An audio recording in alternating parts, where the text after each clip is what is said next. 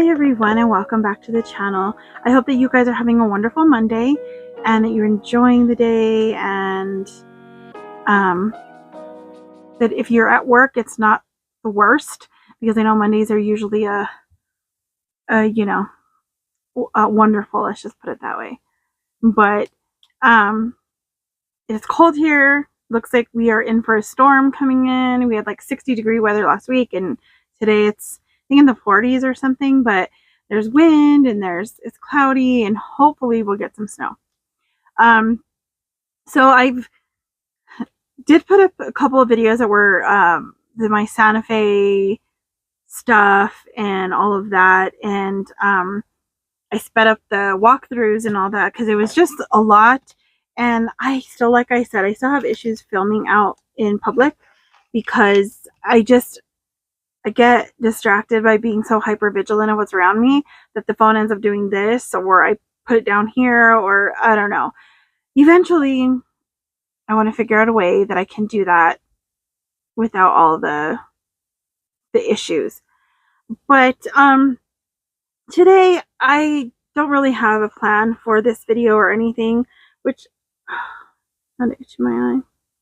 Normally, I don't script anything, I'll have a plan, maybe that I'm gonna read something from this book that I'm doing or studying, or something like that. But today the only plan I have is I kind of want to start a series of videos that are very similar to when I did the chronic joy questions, things like that, because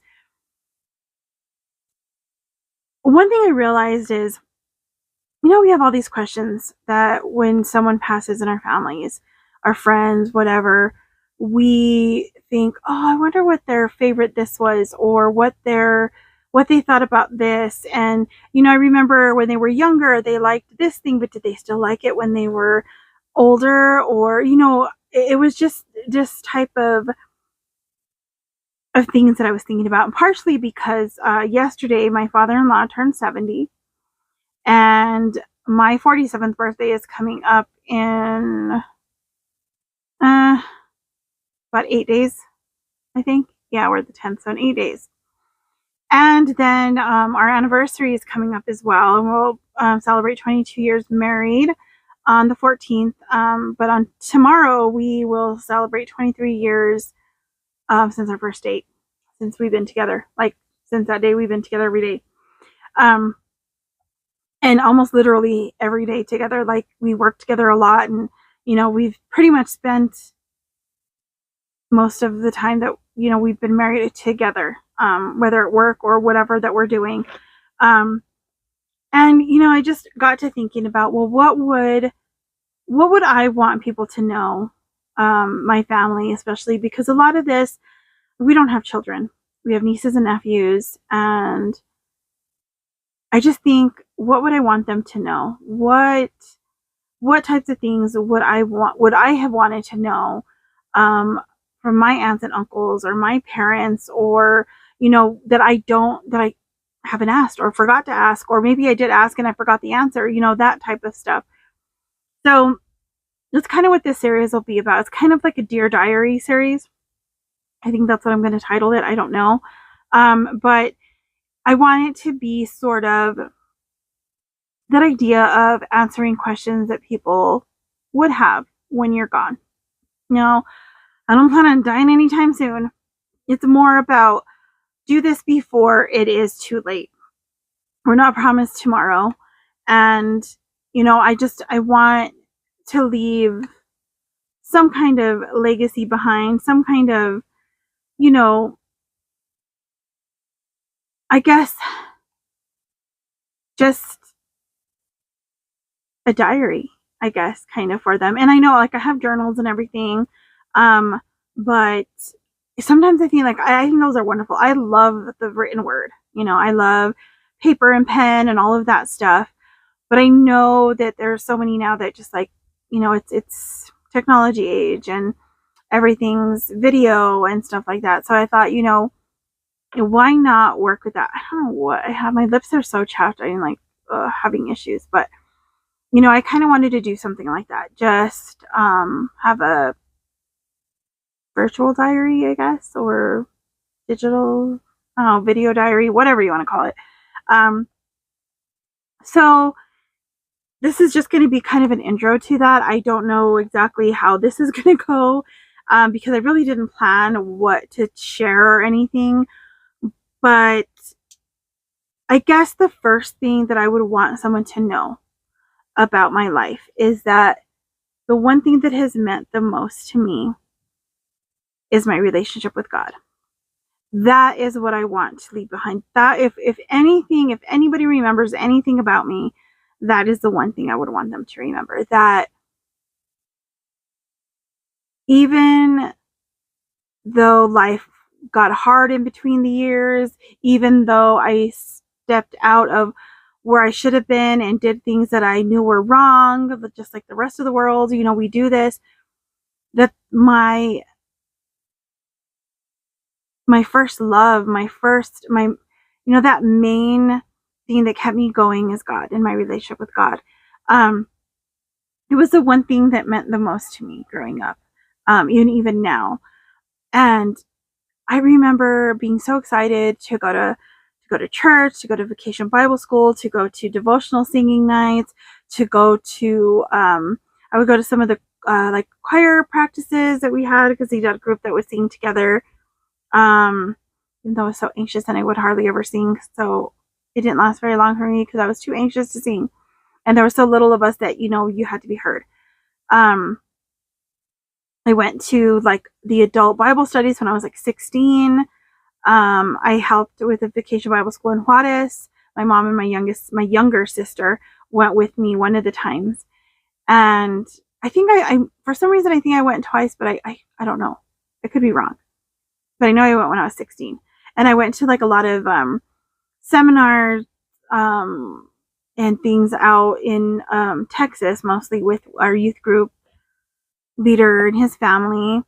And then things that we had here, well, not here, but in my hometown at our local church. And I grew up attending the Church of Christ in Las Vegas. So, you know, that was such a big part of my life. I loved being there.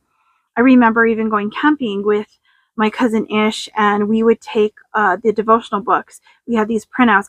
As a matter of fact, I think I still have one somewhere. But there were those old folders. They were like the I don't know what you would call. They weren't cardstock kind. You know, they were, I don't know, just the paper-ish type folders, and they had the metal strips in the middle that you could lift up, and you poke, you know, make holes in your papers, and you stick them in, and then you push down the metal pieces to hold everything together. Well, I know they still have those, I think, but that's what we used to use, and we'd take them and we'd sing around the campfire, and just like, it was just one of my favorite things to do. I love music. I love to sing. I was in choir and I started choir in 7th grade. I was a soprano then. I did play the flute in 6th grade. 5th and 6th grade, I guess it was. I loved choir, but I was, like I said, chicken. I was anxious all the time. I was going to do a solo, I can't remember what it was for state or something. I don't know. And so we were supposed to be practicing this one song. I can't remember the name of the song now, but I really liked it. But I chickened out at the last minute because I felt like I couldn't do it. I couldn't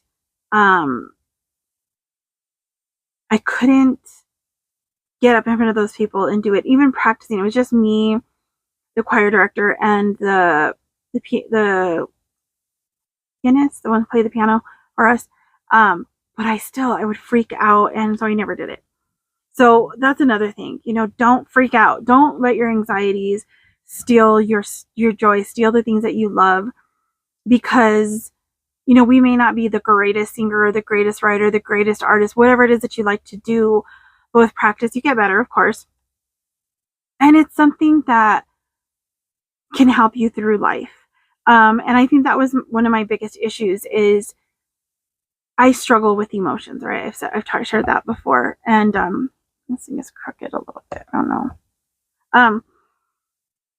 And some videos that I've been watching recently, they're with different doctors, chiropractors, different things on the Real Alex Clark's channel on YouTube.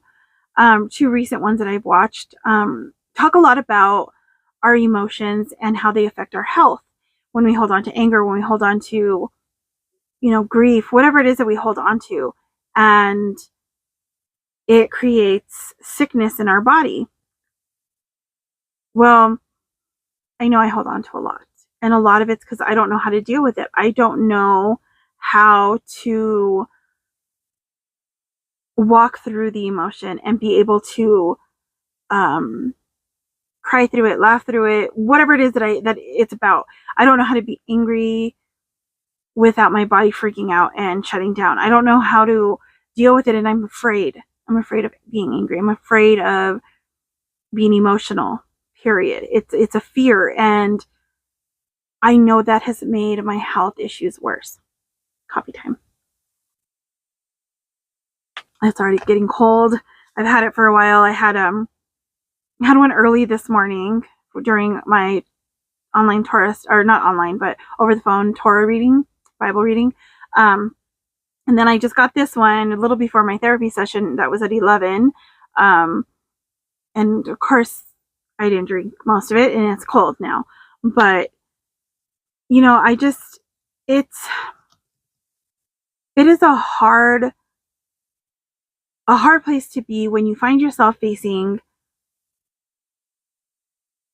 the things that you've held on to for so long, where you have no balance in how you approach things. So I don't know. I don't have a balance when I approach emotion. I just shut it down. I don't have this okay, so I'm angry about something, so I'm going to deal with it in a healthy manner. The Bible says, don't go to bed angry. Don't sin in your anger, right? So it doesn't say don't be angry. We have emotion. He gave us emotion. So how do I deal with the anger? How do I get it out from inside myself without shutting down, without having a total meltdown of my body or having a panic attack or whatever it is that may happen because I am struggling to speak what I'm feeling. So I want to learn. Well, I know, what do you call them?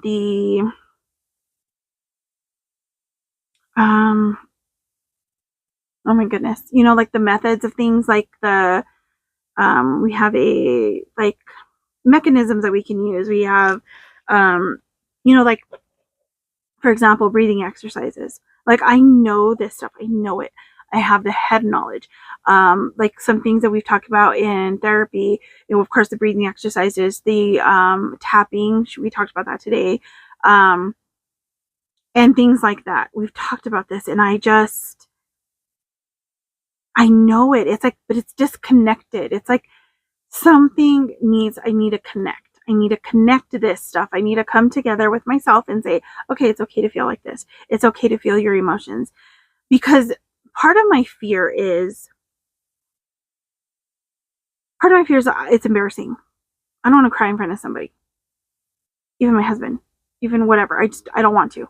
So then it's hard for me to deal with grief of loss. Like with my mom, my grandma, my uncle, we lost 6 family members in 2 years.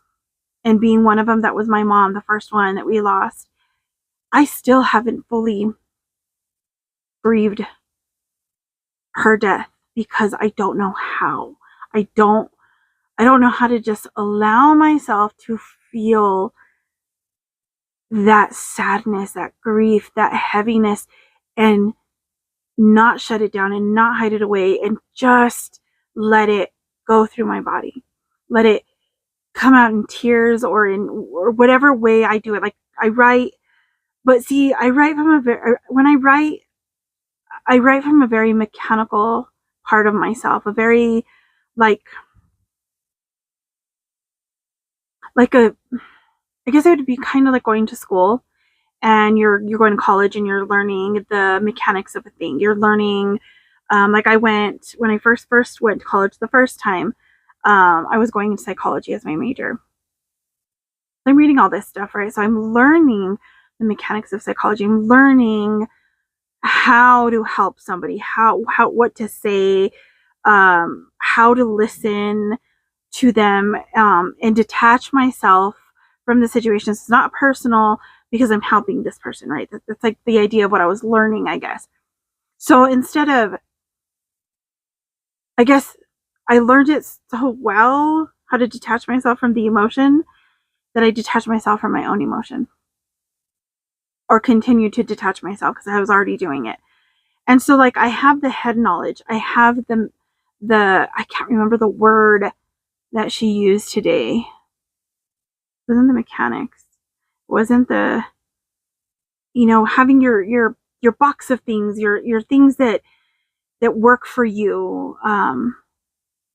My goodness, and I can't remember what it is. But anyway, you know what, I'm sure you understand what I'm saying.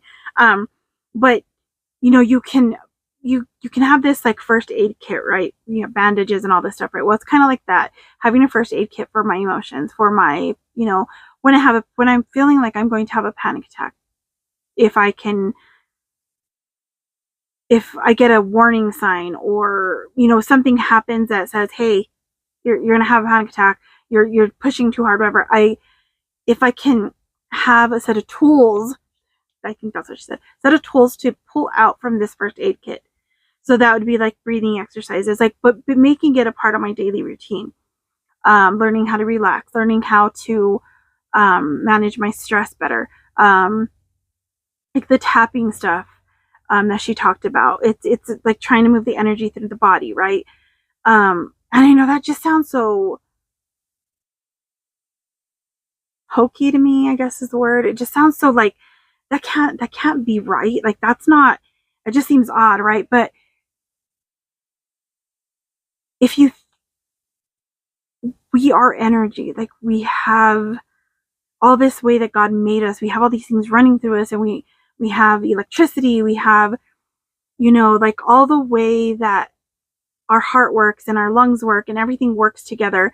It's all in motion. It's all energy. It's all this stuff, right? So it's like, why wouldn't tapping work, massage, acupuncture? I don't know. I've never tried any. Well, I've had massage before.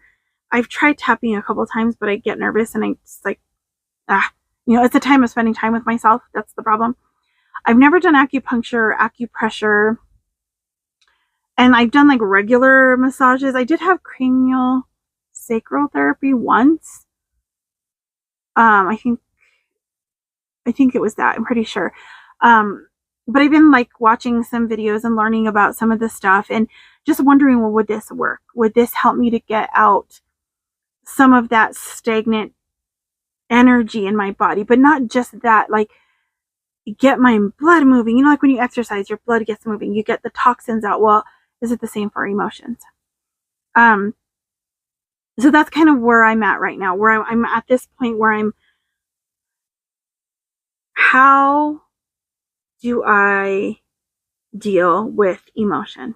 How do I learn to be okay with what I feel and let it come out instead of holding on to it? Because, I've talked about this before. I'm like stuck in fight or flight mode all the time. Hyper aware, hyper vigilant of everything, and or I'm ignoring everything. Like, because sometimes it's just too much, so then I ignore everything, and then I freeze. It's like I can't do anything. So I'm like, I don't know how many times I've been out of that fight or flight mode. It hasn't been very many, and I know it's taking a toll on my body. And this, like I shared this month, I'm going to turn 47 in 8 days. Like I'm like, oh my goodness, I'm getting that close to 50, and it's like, I'm not saying like I feel old and all this stuff. I mean, sometimes I do, and the pain gets, it's the weather though, the weather, not the age. But it's I need to take care of myself now. And part of taking care of myself is emotional. because it's real easy to deal with stuff maybe outside of myself. You know, the food that I eat, I can change that easier than I can allow myself to cry and be okay with it. I could probably get more walking in, more exercise in faster than I can allow myself to be angry and go through the emotion. Why it's so hard for me, I do not know. Learned behavior, something that I taught myself, maybe learned from seeing other people as a child, understanding things and thinking, I don't want to go through that. I don't want to be angry. I don't want to be emotional. I want to be like, you know, in control. And that's another funny thing. Today during our Torah study, we read Exodus. I don't give you the wrong one, but we read Exodus 18:1 through Exodus 20:23, I think it was, or 20:26, like the whole thing throughout all of chapter 20. And I did write some notes and stuff that I found on that kind of explained some of the things that we're reading, but this is where they give the 10 Commandments and things like that. And something, I don't remember why exactly this was brought up, but one of the sisters in the Lord shared this idea of how we are in the world now, how we are, you know, how we want control, like, you know, that Jezebel spirit, right? Well, every time I thought about the Jezebel spirit, I always thought of it in a different way, I guess. I never associated that spirit with the need for control. And I think it was Vicky that brought that up today. And she said something about the Jezebel spirit because we always want to control things. Something about, and I thought, you know, like we're not allowing God to work through us. We're not allowing ourselves to do what he's what he's called us to do, because we want to control this and this and this. We want it done our way, not his way. And I thought to myself, whoa, that hit like a ton of bricks, because I've shared that before about when my sister brought up me being a control freak. And I thought, I don't want to control anything or anyone, but I'm trying to control all my emotions. I'm trying to control every situation I'm in because I don't want it to get out of control. I don't want it to get overly emotional. I don't want to deal with it. Like I don't know how. So that really hit me today about the Jezebel spirit. And so it's something that I want to, you know, seek the Lord on more, of course. And that's where this kind of series, I think, will go. And like, I'll talk about like things about myself, you know, like kind of maybe some questions that I think that I would want somebody else to answer, that maybe somebody would want to know about me later. And also just kind of sharing like my journey to healing still. So they'll come kind of together, and just kind of talking about things that I'm learning through therapy or whatever it is that's going on. And I just want to be able to heal. And I want this journey to be a blessing to someone else out there who you guys who are watching later on, if any of my family watches it, or, you know, someone down the line. And one thing that she shared about today in therapy was creating safety in the body, like understanding that a lot of my anxieties and things come from an trauma from inner child, you know, stuff like that. So now she talked about, you know, validating it and making sense of things, organizing them in a more cognitive manner. All right, as you can see, my phone, I can't remember if it just got cut off or what happened, but what I was saying was in more cognitive manner. So I will finish this video to have a second part of a series of videos actually coming up throughout the month. These are just clips from, this was actually this morning, which today is the 11th. We got a little bit of snow, and then Here's some clips of just a trip I took with my dad a couple days ago, I guess it was, to Santa Fe. We went to Market Street. It's one of our favorite stores to go to. I was kind of going a little faster there, but just trying to kind of show some of the things that they have. And I will leave a few of these clips in here. And I will see you guys in the next one. God bless you. Bye.